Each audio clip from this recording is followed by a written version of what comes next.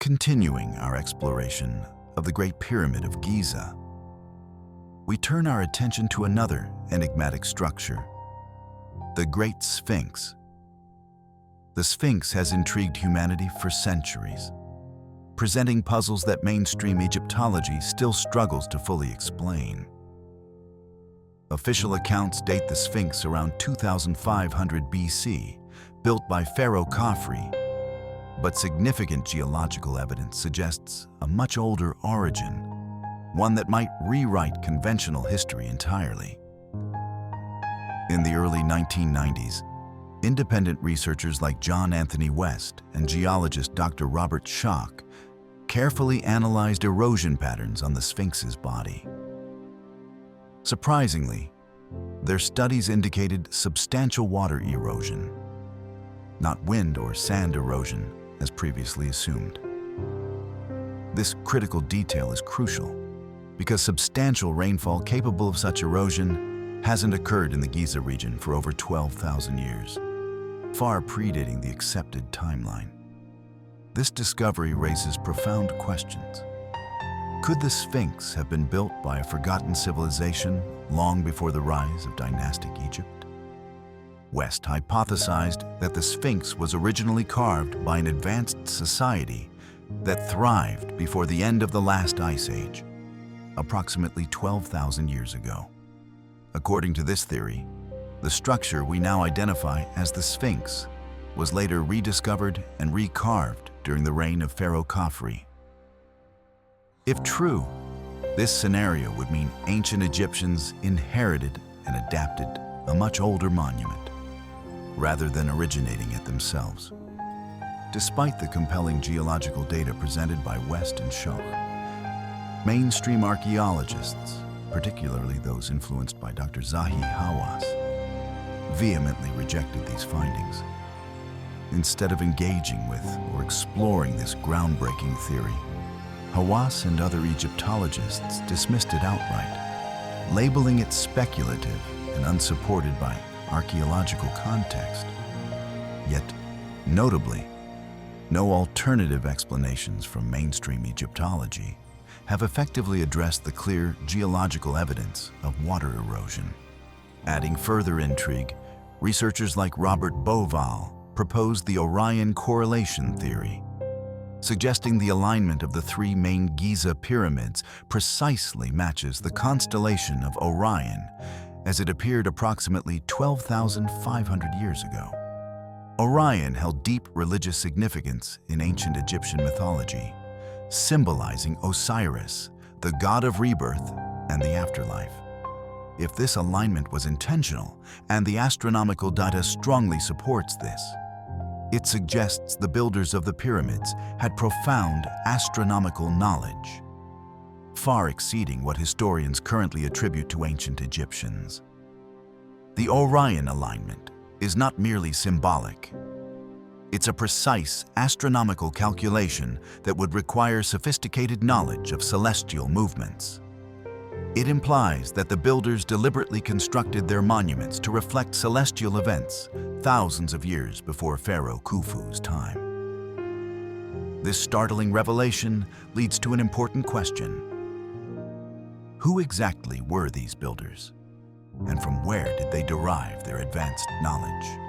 Another fascinating anomaly within the pyramid complex involves its hidden chambers. In the 1990s, a German engineer named Rudolf Gantenbrink sent a robotic camera through narrow shafts inside the Queen's chamber, uncovering a mysterious limestone door complete with copper handles. This astonishing discovery captivated researchers. But Egyptian authorities, led by Hawass, quickly halted further investigations. Nearly a decade later, a new team drilled through the first door, only to discover another sealed limestone barrier behind it, further heightening the mystery. Then, in 2017, an international scientific team employing advanced cosmic ray technology, Muon radiography, detected a massive hidden void above the pyramid's grand gallery. This enormous space, previously unknown, rivals the size of the pyramid's known chambers and has no visible entrance or purpose. Requests to explore this area further have been consistently denied by Egyptian authorities, who cite vague concerns about preservation and safety. These blocked explorations beg a critical question. What exactly are Egyptian authorities protecting? Is the resistance genuinely due to safety concerns? Or is there a deliberate attempt to prevent groundbreaking discoveries that might challenge accepted historical narratives? Engineer Christopher Dunn's meticulous research into the pyramid's granite blocks adds yet another layer of mystery. Dunn discovered evidence of advanced machining, such as precise drilling and perfectly rounded cores, which traditional copper chisels could not achieve. Granite, being incredibly hard, would quickly blunt or break primitive tools. This indicates that the original builders had access to technology or methods far more advanced than mainstream history recognizes.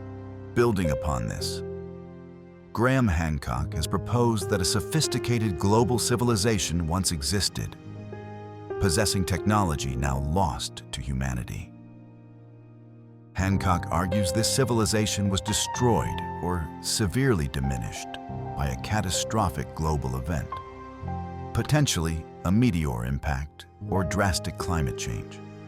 Surviving knowledge from this lost civilization, Hancock suggests, was passed down through generations, influencing later societies, including ancient Egyptians. Consider also the significant logistical puzzle of transporting the pyramid's enormous stone blocks.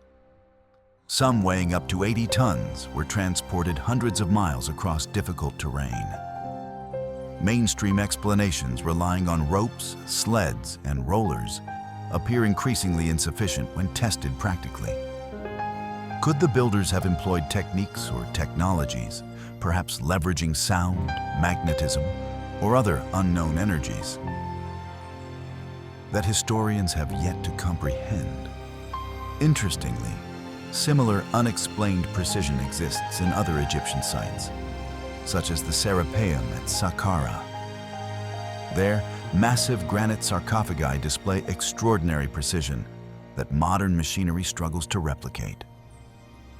These sites further hint at a widespread advanced engineering capability across ancient Egypt, extending beyond the Giza complex itself.